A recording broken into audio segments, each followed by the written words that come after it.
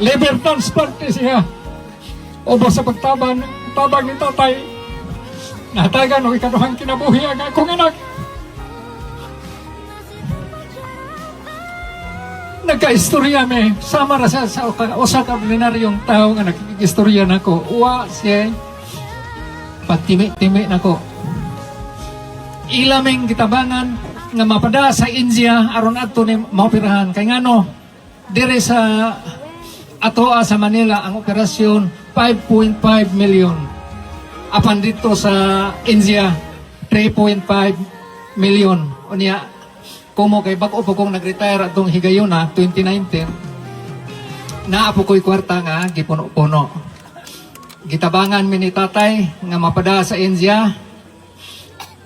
Airplane padong o pabalik iyaha unom kabuan nga hotel accommodation dito sa India. Paghuman og opera gitagaan mi ni tatay og 10,000 matag buwan. O inubanan ni Senator Bongo gitagaan ni siya 10,000 matag buwan. Silbing suporta kay lifetime medication man ni siya. Apan pagkawa ni tatay pagpuli ni PBM nawagtang diretso ang amo ang suporta. Pero wala ko mag-ool kay ngano naningkamot man ko. Nakatuko pag-retire na ko, nakaloon ko kwarta, nakatukod ko o water repelling o karwas o karon nanapo ko'y poultry. Atong pasalamat ni Tatay Digong sa iyang pagtabang namo. Kami may buhi nga saksi. Personal mi nga nagatubang labi na diha sa paghuman sa Odette. Ninganha man sila sa Dagohoy, Inabanga. Pagkakita ni tatay ini labihang hangop, gikugos, gipuli-pulihan nila ni Senator Bongo. O kana lang siguro akong ikapaambit ninyo. Among mopahinungod mi og kanta ni Tatay Digong ang akong Hindi tatakbo si Tatay Digong na hindi na nga niya kayang tumakbo. Nakasungkod. Kaya pa ba niya tumakbo? Mga politiko, nananawagan ako sa inyo. Pinansin namin kayo sa 6 na taon, hindi namin kayo pinabayaan. Tulungan niyo naman, Tatay Digong. Tulungan niyo naman. Nangungulila lahat. Alam niyo, hindi, pagdating niya, ako mismo, meron na akong pass para sunduin kasama ko yung 3 doktor niya. Then schedule po siya magpa-check up sa Cardinal Santos. Then, bagamat since 2022, di na kami alam niyo, 1998 hanggang 2022, halos araw-araw kami magkasama. 360 days out of 365 days magkasama kami. Noong 2022, may trabaho na po ako bilang senador, hindi na ako nakakasama sa kanya. Pero hindi ko po pinapabayaan yung medical niya dahil yun po ang pinangako ko sa kanya hanggang sa pagtanda niya, hanggang sa kamatayan niya, hindi ko po siya iwanan. Lalong-lalo na po sa medical. Alam niyo, nakaraang 4 na buwan, monthly siya nagpapa-check up. Yung dinidrip po siya, yung may check with the doctors, i-check niya sa hospital. Sinasamahan ko siya doon, dinidrip siya para umaba ang kanyang buhay. Scheduled sa March 12. Pero ngayon, pati gamot ipagkakait. Sinong mananagot niyan pag may nangyari kay Tatay Digong?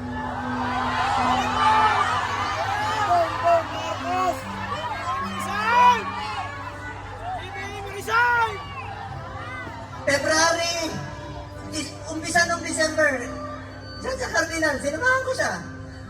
Kasama si Ma'am Hanelet. Enero, bumalik ulit kami. Pebrero, bumalik ulit kami. March 12 po siya schedule ulit. Para sa pagpapagamot niya. Pero pinagkait nila. Pati gamot. Ayaw ibigay sa kanya. Alam niyo, wala siyang tsinelas. Pati tsinelas. Pati tsinelas niya, wala. Nakapaa. Huli namin pag-uusap, nasa aeroplano siya. Sabi ni Bingo, Atty. Major Tea, nakapaa siya. Buti na lang, may nagsuot ng kanyang suot kahapon. Hindi niya kaya, ang lamig doon. Alam niyo, salamat sa piloto niya, isang co-pilot doon. Binigay niya yung kalo niya kay Tatay Digong dahil alam nila malamig. Binaba siya sa stretcher, mag-isa siya. Hindi alam ni Atty. Major Tea saan siya dinala. Alam ko nangungulila kayo, nakausap ko si Kitty kahapon. Alam niyo, bilib ako kay Kitty. Sa murang edad na 20, dapat hindi siya kasama sa politika. Dapat nag-aaral siya ngayon. Pero sinama siya sa dumi ng politika. Tinawagan ko siya kahapon. Sabi niya, ninong niya ako eh. Sabi niya, Ninong Bong. Hindi ko mapigilan umiyak. First time ko umiyak talaga. Na kausap siya. Sabi niya sa akin, Ninong, ikaw na muna ang tatay ko. Wala na akong tatay. Sa murang edad na. Pero matapang si Kitty ha. Sobrang tapang ni Kitty. Sabi niya, Ninong, be strong. Be straightforward. Ito yung panahon na magkaisa ang Pilipino. Magkaisa tayo para kay Tatay Digong. Nakikiusap po ako, maghinahon po tayo. Huwag po tayo gumawa ng bagay na ibabalik sa atin. Mga Pilipino, magkaisa po tayo para kay Tatay Digong. Importante muna ang kalusugan, kaligtasan, at kalayaan ni Tatay Digong. Alam ko mga politiko, nakikinig kayo. Konsensya naman kayo. 6 na taon kayong minahal ni Tatay Digong. Pinansin kayo, minahal kayo, pinaglingkuran kayo. Sana naman, huwag nyo na mangayaan. Sabi ko nga, makakatulog pa ba kayo sa gabi? Makikita niyo si Tatay Digong ngayon noon. Isipin niyo, September. 6 na buwan. 6 na buwan. Kakayanin kaya ni Tatay Digong yun? 6 na buwan. Ang pag-aantay niya.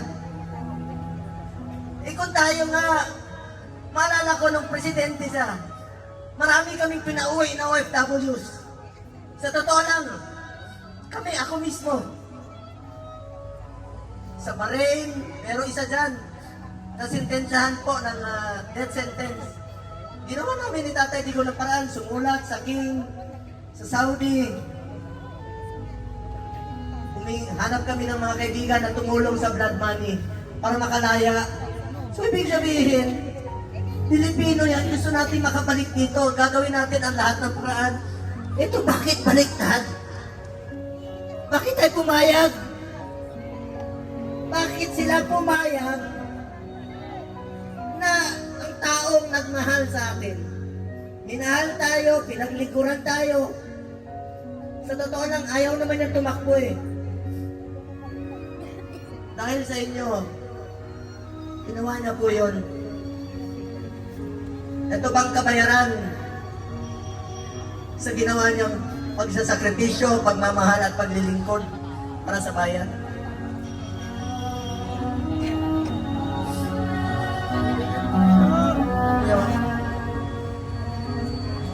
Mga kababayan ko, tutulungan tayo na ay maging si Tatay Digong. Alam ko nangungulila kayo. Alam ko maraming Pilipino halos hindi makatulog. Hindi tayo makatulog. Alam niyo, marami akong narinig. Yung iba, kahit hindi natin kasama sa politika, marami nagte-text sa akin, hindi nila matanggap na bakit hinayaan, payagan na magkaganon. Hindi usap po ako, alam ko nakikinig naman po kayo. Kung kaya niyong dalahin si Tatay Digong ng ganun kabilis. Sana, ibalik niyo po dito sa atin. Nangungulila po ang Pilipino.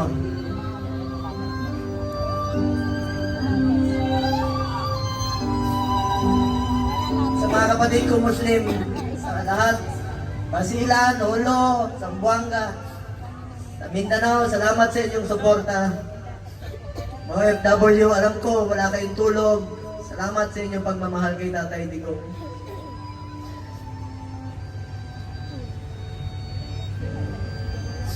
Mga taga-Visayas, alam ko mahal na mahal niyo mga Bisaya. Salamat. Kahit dito sa Luzon, alam ko nangungulila tayo. Dasal po tayo. Please lang, yan lang po ang pakiusap ko sa inyo. Pag sana huwag siya pabayaan ng Panginoon. Ako po ay natatakot. Natatakot sa kanyang kalagayan.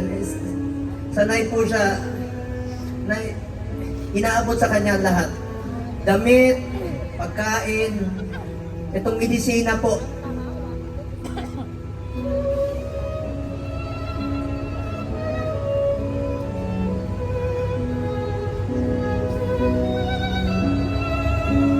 Ito, alam niyo ako nagpapadala ng medisina sa bahay niya. Linggo-linggo yan.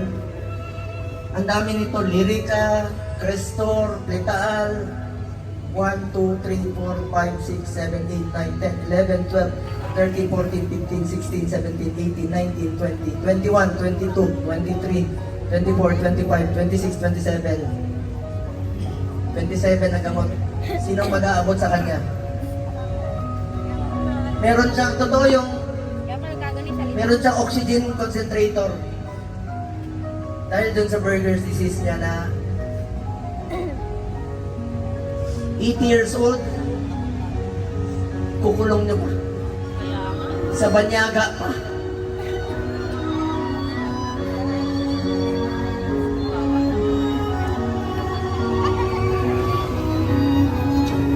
Alam niyo, pinahon lang ko kayo. Alam ko mahal niyo sa Tatay Digong.